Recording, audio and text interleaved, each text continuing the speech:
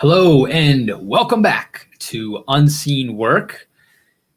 It's me, Miles. We're back again, ready to have some fun with another awesome conversation and to remind you all that you have to do the unseen work so that when you are seen, like our guest tonight is now seen for something pretty cool, when you are seen, you have something to show for it. It's all built in the shadows in that unseen work. My 30 seconds of shameless self-promotion at the beginning here is ticking across the bottom of your screen. Even though we're going to spend most of our time talking about our guest book, I'd love it if you checked out mine. It is now award-winning. It's what this show is based on. You can check that out on Amazon or on my website, milesbiggs.com. There you go. Enough about me. On to our guest. And what's cool about this is, we went to college together. We had similar friends, and so I kind of watched him from a distance on social media do a whole lot of things, and it's really neat to see his most current milestone. And it was neat that the milestone itself synced up with our current interview. So I'll give him a name now. Zachary Finn is the guest this week, and he just published his debut novel, which is incredible. I wrote a book that was like other people's stories. This guy invented a world with a novel, which I have a huge amount of respect for, which is really cool. It is called The Ancient Evil versus the Good Boy by Zachary Finn, available on Amazon and other places you buy books. So while we're talking, go ahead and check that out, and let's bring him into the interview. Enough about me, enough of my voice. Let's hear yours. How's it going, Zach? You hear me? Hey, Miles, I think right now you're on mute for some reason. I'm having trouble hearing you. Okay. Let's see. Well, hopefully everybody else can hear me, because that'd be really awkward if I was just talking to myself for the first first minute there. So I'm registering myself. Can you hear me yet or no?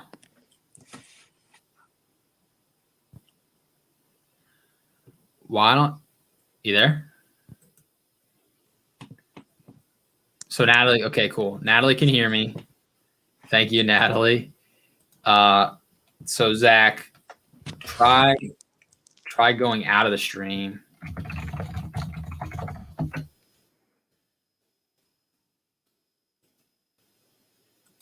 I don't know if you can see my comment there.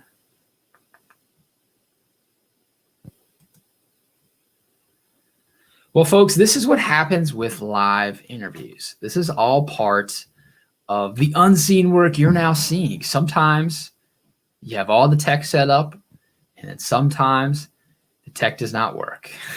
So Zach has popped out, and he's going to pop back in, and we're going to keep going. So I'm going to do a little bit of filler here as we go.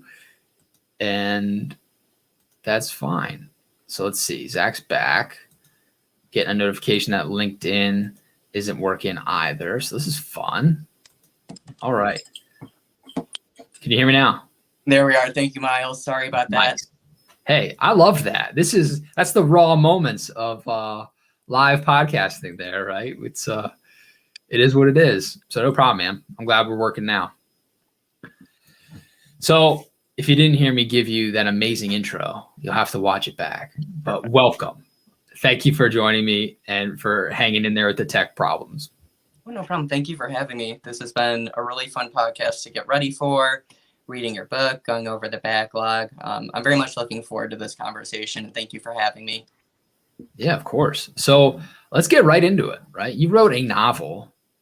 What is the premise of this book? Before we even talk about the process, like what is it about? So one of the things that I found after, writing the book, going through the inquiry process, reaching out to publishers and literary agents, is it has become very difficult for me to describe and do the elevator pitch.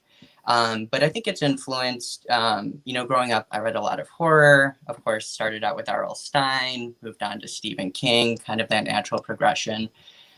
So when I was reaching out to publishers, I was marketing as horror/adventure. And it talks about, a young man who goes to volunteer at a shelter, trying to find some purpose, suffering from an existential crisis. quickly finds himself attached to one of the dogs at the shelter. And of course, because it's a horror/adventure novel, things aren't quite as they seem. But that's kind of the elevator pitch. Sure. Yep, takes them to the Himalayan mountains. There's some folklore horror component to it, but really kind of goes back to humans' relationships with their animals and what they owe them. I like that. And I chuckled to myself when I realized it was a horror book as I was prepping for this interview, because I would describe you as probably one of the happiest people I've ever encountered. Like, I've never seen you overtly upset. You're always smiling. You're always good natured. And I don't associate that with like horror, right? So what is that draw to horror? Like, do you have to be super happy in order to create like a super horrible, like horror thing, right? Or what's your connection there? Oh, that is a deep question, Miles. So I think one of the things that makes horror such an interesting genre, and at times it's certainly niche, it's not everyone's cup of tea, is you can really explore your imagination in a way, whichever way you want to take it. I think, fear and the things that you're scared of, oftentimes that's such a personal emotion. Yeah. For me, I've always struggled with public speaking. Other people are natural public speakers. So I think each person has the things that they struggle with. And one of the things that makes horror so unique is you can make those experiences universal. And when you're reading something, you can really understand someone else's experiences. So thank you for describing me as happy. You're welcome. But yeah, I think it's one of those genres where you tap into your own personal experiences and you can take it in any direction that you want. And that was something that, I always enjoyed reading it. And I think that's what originally drew me to writing it. So what personal experiences did you pull into this book? So right around the time I was going through like a pretty seismic change in my life, I was moving. I just accepted a new position. I started personally volunteering at a animal shelter, just because I think one of the when you're operating in a creative space, having a activity where it's passive in some ways but active in other ways is a really good way to kind of explore your thoughts and think outside of the box. And I started volunteering at an animal shelter because I enjoy animals. My dad had done it before, and it was just kind of like one of those maelstroms of events where I was moving. There was this dog there who was super cool. Took out for a walk, and there was this really creepy door that when you walk the dogs out, you would walk past. And this dog that was perfectly nice kind of bristled a little bit when I was walking by with him. And just kind of throughout the rest of the walk, I was trying to think back to that. And, from there, the book basically wrote itself at that point. That's awesome. So that was like, you passed the door and you think to yourself, I wonder why? And then you just played it out in your brain, got back. And what's the process then? Did you type out an outline of here's how it would flow, or like, how did it then come to life? So a lot of times with fiction writers, there are two ways to describe, authors' processes, and it's boiled down to what people call plotters and pantsers. So plotters are people who go through and have, a very detailed outline, whereas a pantser is someone who flies by the seat of their pants. And I think I'm somewhere in the middle.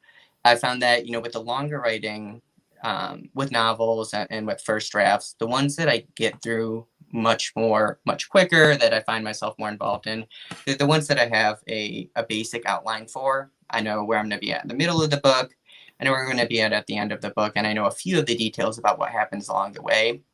But then throughout the writing process, you go in so many different directions. So I'm in the middle of those two ways of writing, I suppose. So after that experience, after the shelter, really busy few weeks, moving after that. And I sat down and basically just did like a 1-page synopsis. So what you would send out to a publisher when you're first, sending out your inquiry letters, beginning of the book, middle of the book, end of the book, this is how the story gets through.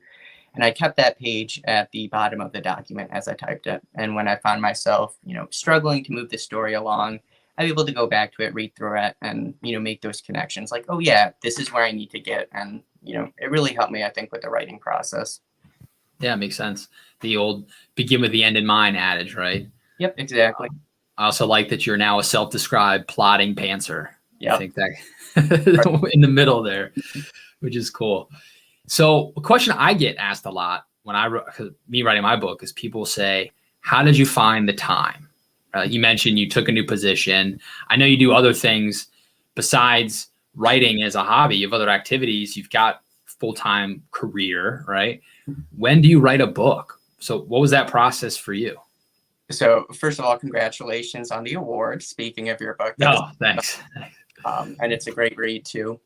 But I think for me, I write the best in the morning. So I had to build it into my schedule that I was going to get up an hour earlier than I wanted to every single morning, and I would write. And I said, when I was writing that book, my goal was always, between 750 and 1,500 words a day. And it was one of those stories, I was writing it from first person narrative. So the words, I think, flowed much easier than sometimes when you're writing third person narrative or when you're doing nonfiction.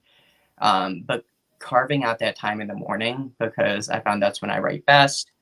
And then, in the evening, if I was feeling up to it, if it wasn't too hectic of a day at work, that's when I would go through and do my editing. And I would kind of back read. I'd look at what I had wrote that morning and just try to fix it up as the story was moving along. Yeah. So did you write, you say you get up an hour earlier than you wanted to. Yep. Are we talking about like 4 a.m., 5 a.m. and you're churning out words? So I would say for this book between 5:15 and 6:15. And then I would go to the gym after that. And it was one of those things, after I wrote the book and when I was sending it out to publishers and to literary agents, I went back to kind of like my normal routine where I would wake up, I would sit on my phone for a little bit, and, you realize like throughout that process how much time in the day you can waste just, looking at your phone. Yeah. So it's something I try to do, no matter what I'm doing in the morning, at least get like an hour of writing, even if I'm just focusing on short stories or, if I'm at a little bit of a lull when I'm writing, having a little bit of time carved out in the morning is, really important to move it to, continuing to write. And I think it's just part of that, part of the experience. One of my favorite quotes about writing, I've seen it attributed to a million authors, but I found it when I was looking up quotes from Ray Bradbury is be ready to throw out your first million words. And that's a really daunting number. But, when you wake up early to write those words, you realize you might have to throw them out. They might not get published, but it's part of the work that you need to do to eventually get published. Right. Yeah. And I like how you said you went to the gym after, because I feel like that's a parallel there, right? Like you're going to the gym to work your physical body, but by continuing to get up and write, that's like the writing gym, right? Like if you don't use it, you lose it. You build up the muscles and then stop, they get smaller again. So you got to keep writing. And I think when you do that, you detach yourself from your work. So I'm curious your thoughts there. Like I totally get the quote, throw away your first million words. But if you only have 1 million words and you throw it out, now you have nothing. So that's where if you keep writing, you have 2 million words. It's not a problem to throw out the first million because you still have 1 million. Mm-hmm. And you're more attached to the outcome than the words themselves. Did you find that, or you feel that as you're writing, or do you like get attached and like fall in love as you're writing? You can't bring yourself to cut.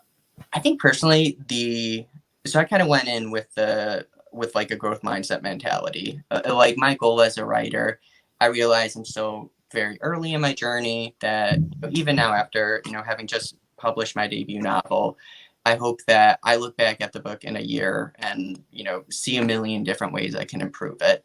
So I think, to the point that you're making, how you're invested in the work and you're invested in actually getting up and writing and improving with the end goal in mind that, in a year or two, because I put in the work in the past that, as a writer, I'm going to improve quite significantly.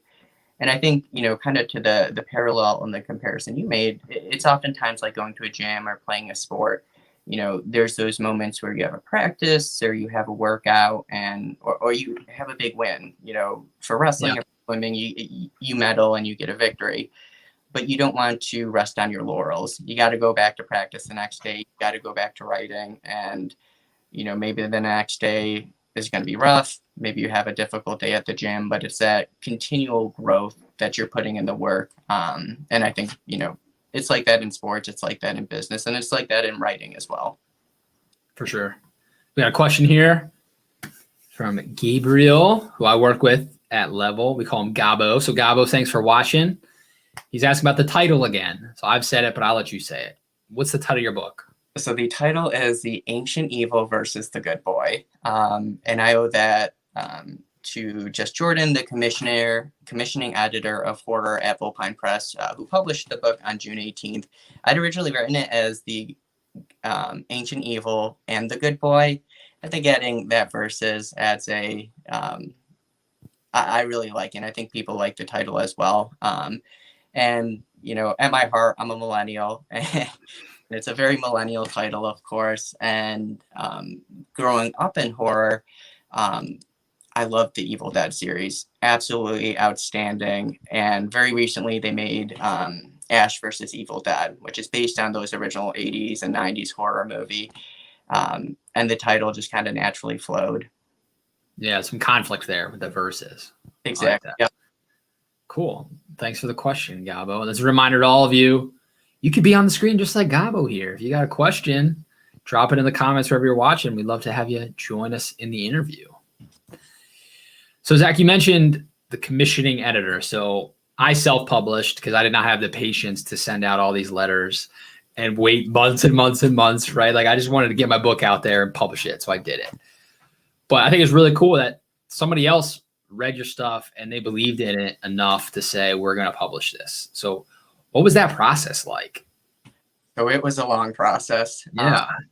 I think one of the reasons I ended up reaching out to literary agents and publishers was, you know, when I first started the book, I tried to think about like where my weaknesses are as a writer and then ultimately, you know, as a marketer. And the reason I personally didn't end up publishing is I didn't trust myself as an editor. And I also didn't really trust myself to market my book.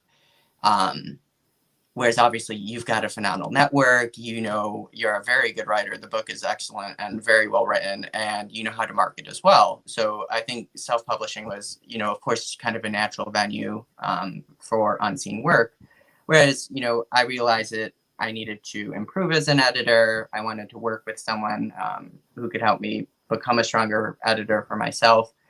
And it was an extremely long process. In Stephen King's book on writing, he talks about when he's publishing, you know, as a teenager, as a kid, as he's reaching out to different magazines at this time, that he took basically what's like a railway spike, put it in the wall, and every time he got a rejection letter, he would just stick it on this spike. And eventually the whole thing was filled. So my version of the railway spike was this Google Doc that I kept running with every publisher that I reached out to, every literary agent that I reached out to. If they were highlighted red, that means I got my rejection letter from them. If they were, you know, a neutral font, so black or gray, I was waiting to hear from them.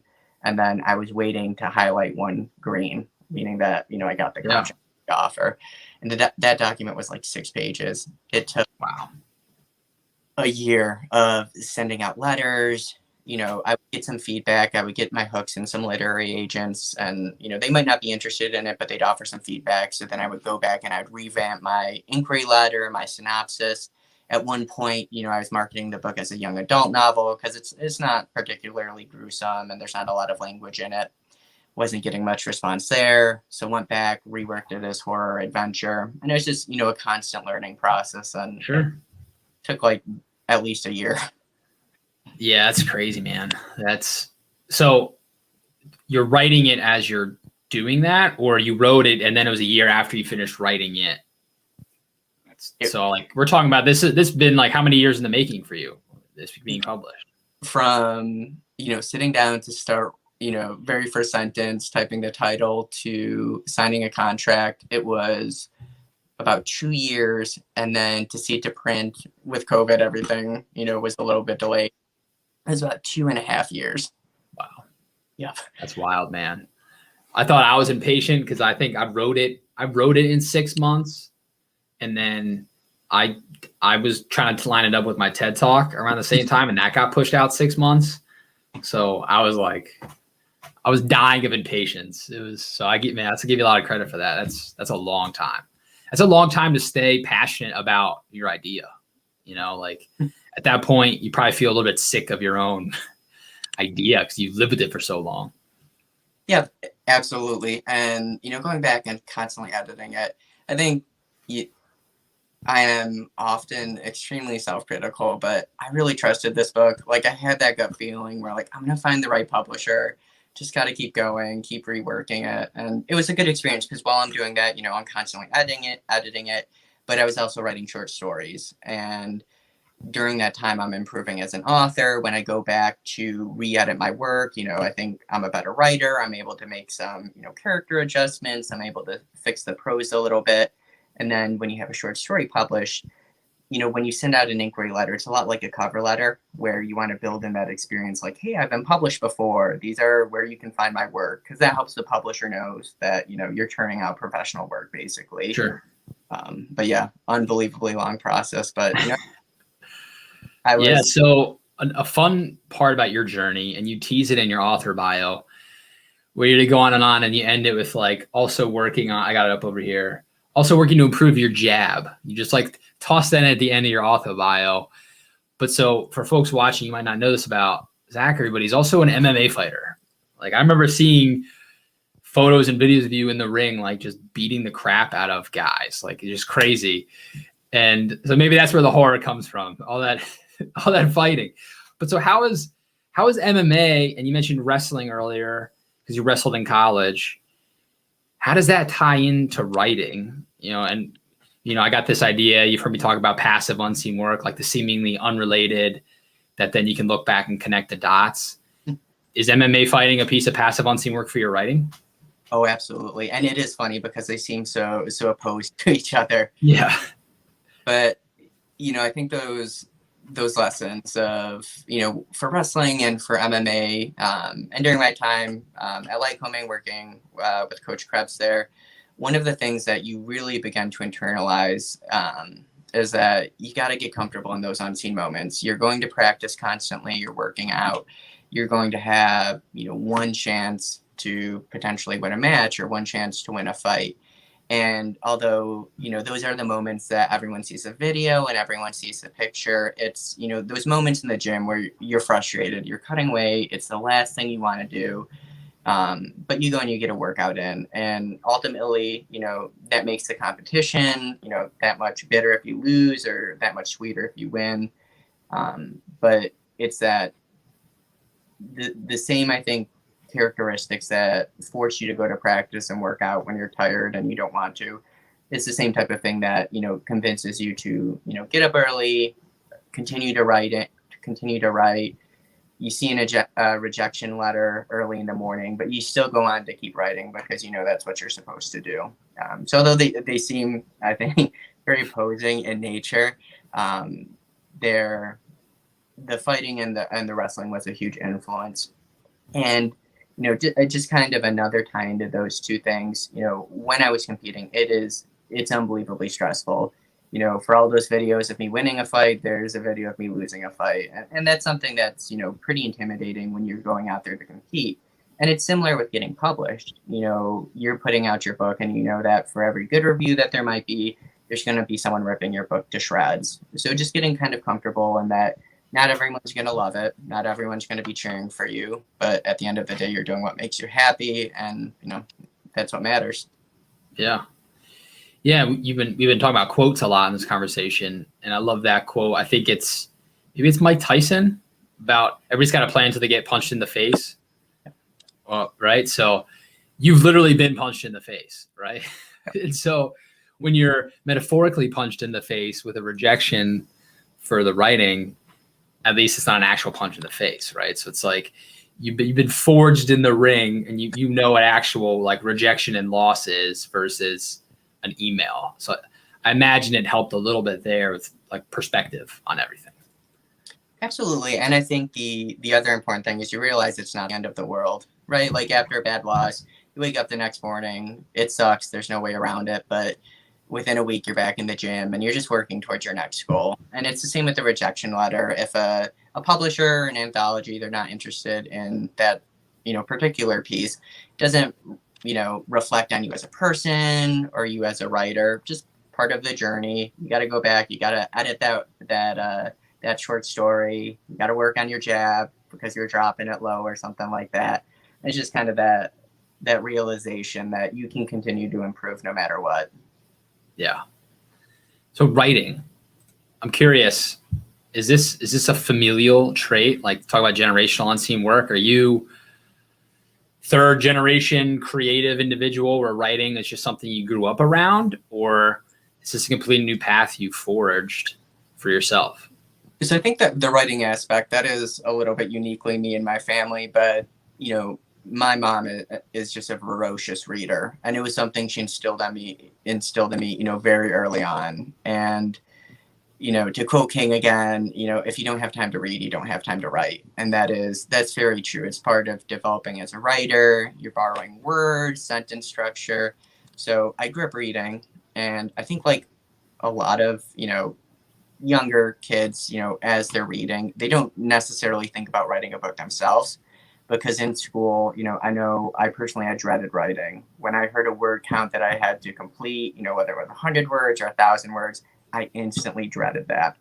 So I didn't really think about being a writer until, I would say, like grad school, when I was getting my master's in American history. We had a reading seminar, and they were going through, what you can do with a humanities degree outside of teaching. And, the professor said, you can write fiction or you can ghostwrite. And it was that moment where it clicked to me that I could take this passion for reading, for storytelling, and actually write a book or short stories myself. Yeah. So I was going to ask you that about college. I didn't think you were like an English major or something, right? At Lycoming. Mm-hmm. So was it something where growing up in school, like you said, you dreaded it? Was it a skill that was like fostered in you? Like, did you have a teacher that say, Zach, you're a great writer? Or did you have someone say, Zach, you suck at writing? And then it like suppressed it in you until that later moment? I think it was when you're in elementary school and middle school and high school even, because it's so focused on work readiness, which is very important. I don't mean to knock that at all. There's less creative writing than perhaps there should be. And so when I thought about writing in high school, it was, I write a book report, or I write about, photosynthesis or whatever nonfiction topic. Just wasn't really thinking about creative writing. And then when I went to Lycoming, I ended up studying history, and just phenomenal department. Lycoming history's department is unbelievable. I got to work with Dr. Sarah Silke, Dr. Pearl, who are both, fantastic writers in their own right, focusing on nonfiction and history, and Dr. Chandler as well.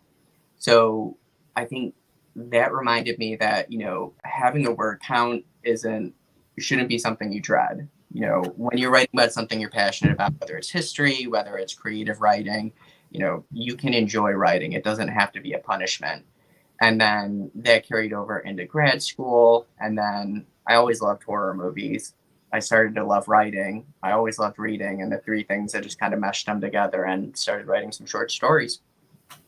That's awesome. So I'm sure when you got started initially, dipping your toe in the water of, Zach is the writer, you failed a few times beyond just like a rejection letter. Like you probably made a mistake or a misstep. So I'd love to hear about those. I think those are really cool lessons. So you've listened, you've read the books, you've heard flip and flop before. Is there one that stands out for you that you want to start with? Like one where you made it work for you and was positive as a flip, or one where you were flopped face down and there was no coming back? Let's start with flop. So it was my, I think, first attempt at writing a full novel. I had written some short stories. I had just gotten one published at like professional rates. So I was thinking I was a better writer than I was. And I decided, I'm like, what the hell? Might as well go for it. Try and write a novel. I just had one short story published, so surely the world would want to read my book. Sure. I started it, and I got 60,000 words through it. And just for comparison, The Ancient Evil versus The Good Boy is, 72,000 words. So almost done. I just remember sitting there staring at my laptop and just thinking, this is absolute garbage. Like, it was so frustrating because I was so focused on the word count. I was just, pounding away at the keyboard and oh, I can go back and edit it. And as I've already mentioned, I don't really trust myself as an editor, so I don't know what my plan was there.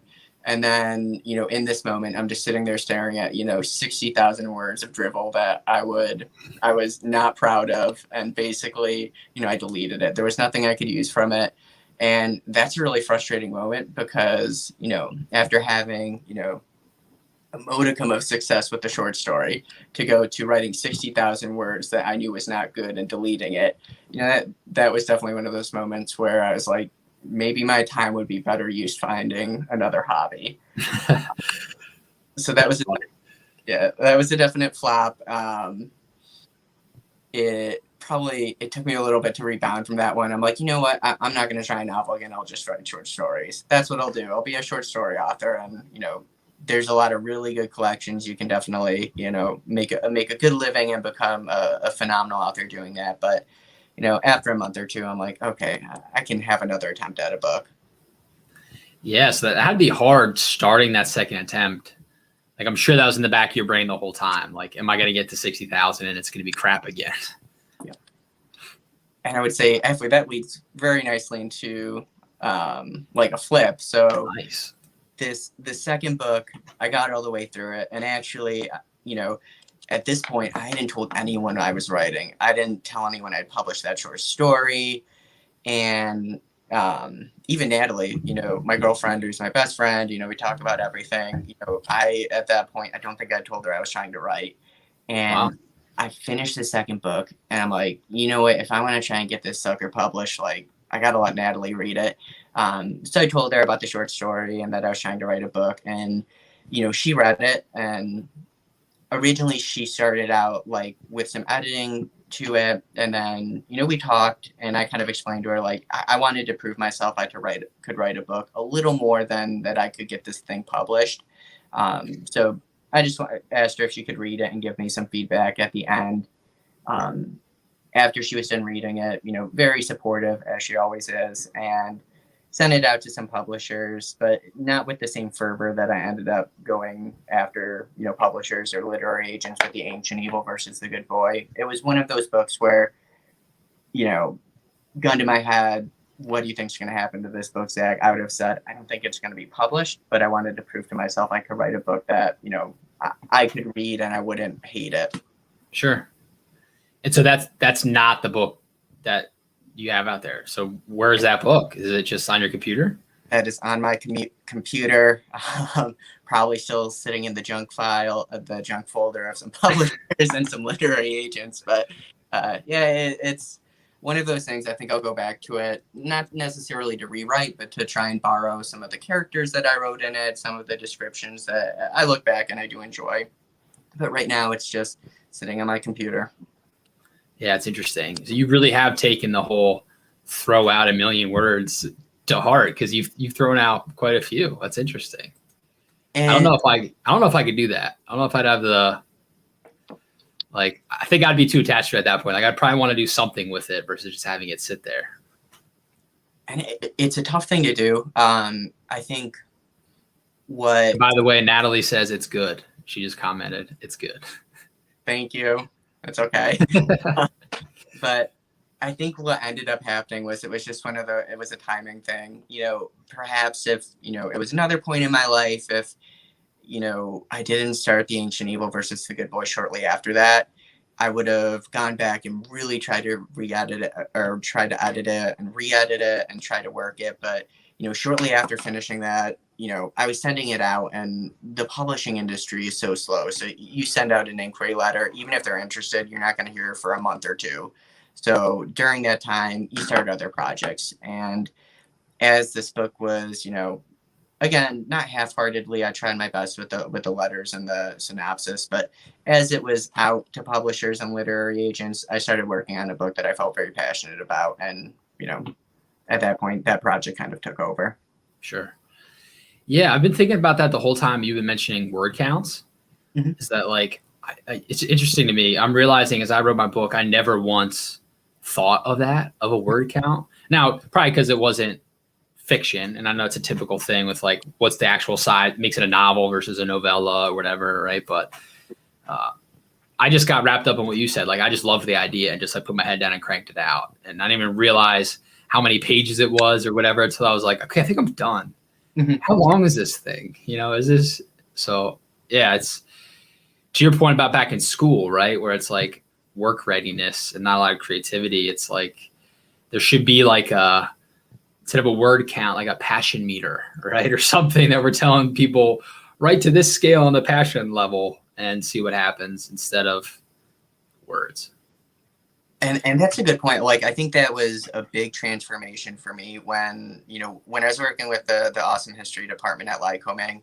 One of the things that they teach you is sometimes writing more isn't always better. Being a concise, punchy writer goes a lot further than being overly verbose. And, so then some of the writing assignments, they would ask you for a 2-page paper, 2-page book review. And at first, you hear that and you're like, oh, awesome, I can crank that out in half an hour, go out to the pub after that. And then you try to write a 2-page book review, or you try to write a 2-page paper, and it's difficult. It's tough. Yeah.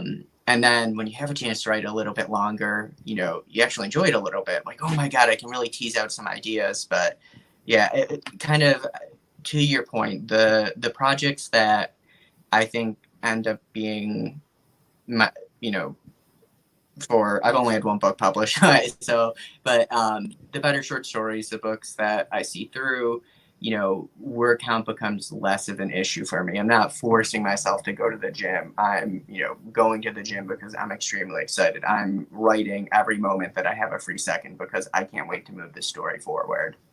Yeah, that's awesome. Another question I missed from Gabo a little bit ago about who inspired you to explore the horror genre and write about it. Awesome. Well, thank you for the awesome questions, Gabo. My favorite author, always will be, is Ray Bradbury. The way he writes is just outstanding. And I think most people, when they hear Ray Bradbury, they think science fiction. Martian Chronicles, Fahrenheit 451 is kind of like a dystopian science fiction-y novel.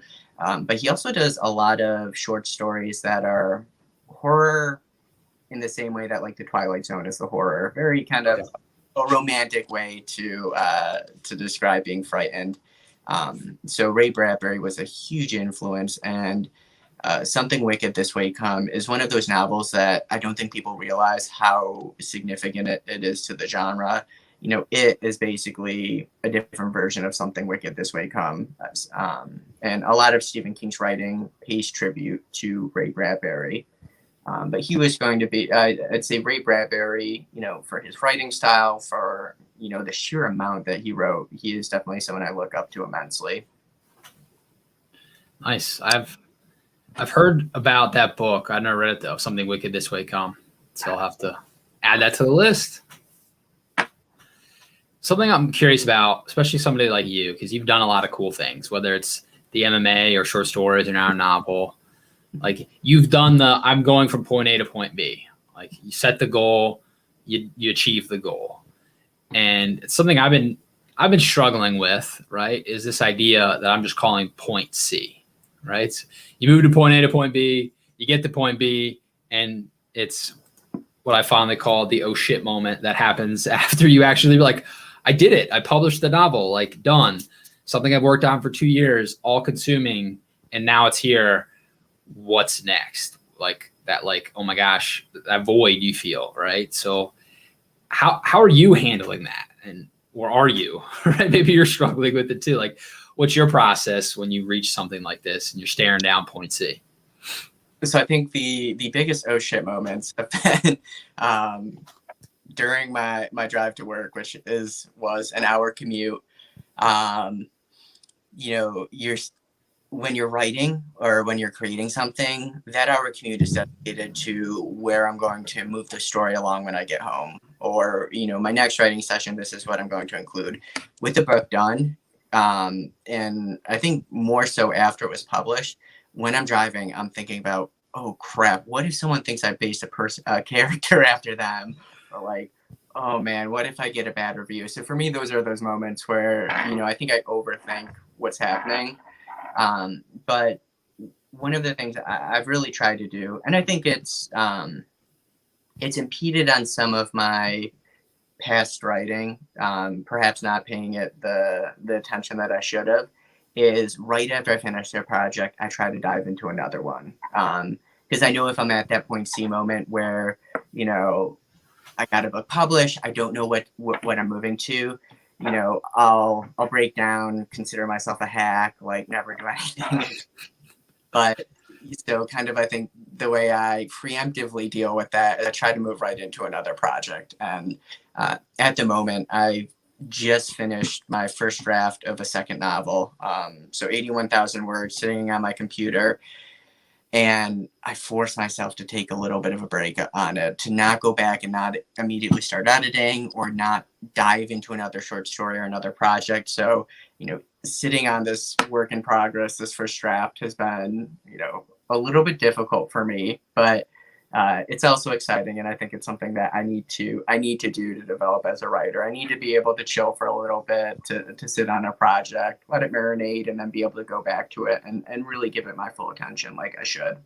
Right. Yeah. I like that. Like immediately going into something, keep that momentum going so you don't just get stagnant. And then it's like going back to fitness, right? Like stay in shape so you don't have to get in shape. It's the same sort of idea with writing. Yep. So is it going to be easier now that you have this publisher relationship for the second one, or are you going to have to wait another 2 years to figure out who's going to publish this one? Oh, I think this one should be a lot easier. And it's also, you know, in those 2 years, I learned so much. Sure. You know, cleaning up my my inquiry letters, how I described the book, you know, that was, I think, you know, to the point of this podcast and to the point of your book, that's that unseen work where I think a lot of times when people think about writing, there's this very romantic notion of it, right? Like I go into my writing office with you know, you have a thing of scotch, you sit down and you type for hours, and all of a sudden a book or a short story appears. And, you know, I think the general perception is that the writing is the unseen work. And that's partly true. But I think the other part of the unseen work is, you know, learning how to describe your story, learning how to go on a podcast and, you know, talk about a book that you wrote or where you're heading, learning how to reach out to publishers, or, you know, if you're self-publishing, you have to learn how to market a book on your own. There's all these additional skills that you have to learn. And I think that's a big part of the unseen work of writing. But kind of a roundabout way of saying, you know, Volpine's been outstanding to work with. Their editing team is amazing. When I described my cover to them, or like how I envisioned it and how I wanted it, I kind of expected, you know, I'm a debut, you know, this is my first book, you know, I don't have a name yet. I kind of expected it to be like, oh, they'll go with what they want and, you know, get my approval after. Sure. I think they really listened to my feedback, and they've just been outstanding to work with. So, yep. Well, that's exciting. And you're right. It's like writing's the easy part in many ways when it comes to the book stuff. All those other things, it can get pretty tedious. There's so many of those little elements that, you know, it builds up and takes those 2 years, right? Yep, exactly. Well, I've had fun getting to know more about your story. I appreciate you sharing it with me and with everybody that tuned in to watch tonight. Everyone's listening to this back on the podcast and not watching the video. So thank you. Excellent. Well, thank you for having me, Miles. This has been an awesome conversation. Seriously, love the podcast, love the book, and it was really good catching up with you and talking about it. Thanks, man. And for those that are still watching, here's the man of the hour right here. This is Zach's Amazon author page. So you can see the first book listed there is the one we've been talking about, his debut novel, Ancient Evil versus Good Boy. And there's also some of these anthologies he's been included on with his short stories that are available to check out and purchase from that page as well. So if you liked this guy, you want to support this guy, head on over to Amazon, type his name in. It will bring you to this page, and you can, it's only like, I think $10 for the paperback of Ancient Evil, right? Like you guys got $10 watching this. Buy the book, support them. Make sure you review the book after you buy it, because that's very helpful. And everybody give it a read. And we're excited for the next one, Zach. Hopefully not 2 years from now, like we were saying. Fingers crossed. Thank you, Miles. All right, everyone. We'll be back here next Wednesday and every Wednesday for another episode of Unseen Work. And until then, stay awesome.